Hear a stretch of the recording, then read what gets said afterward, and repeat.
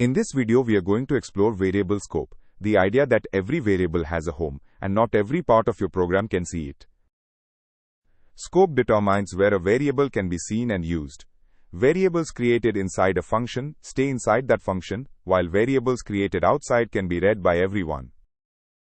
Here is the program we will trace. We have a variable called city at the top, a function called greet that makes its own variable called name, and some print calls at the end.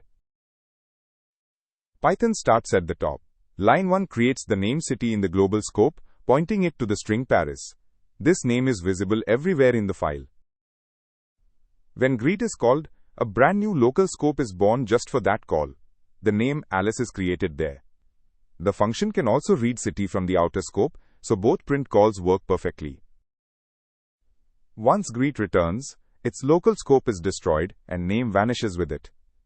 Back in the global scope, printing city still works, but trying to print name on line 10 causes a name error because that variable no longer exists. Running the safe version, we see Alice, then Paris printed from inside greet, and Paris again from the global scope.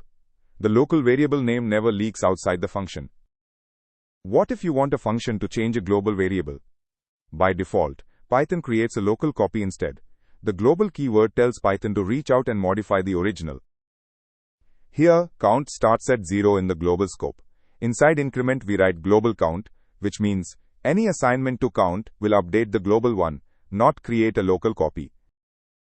Each time increment is called, line 4 declares that count refers to the global name, and line 5 adds 1 to it.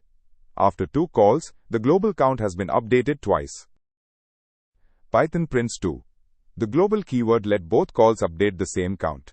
Without it, each call would create a local count of 1 and the original would stay at 0.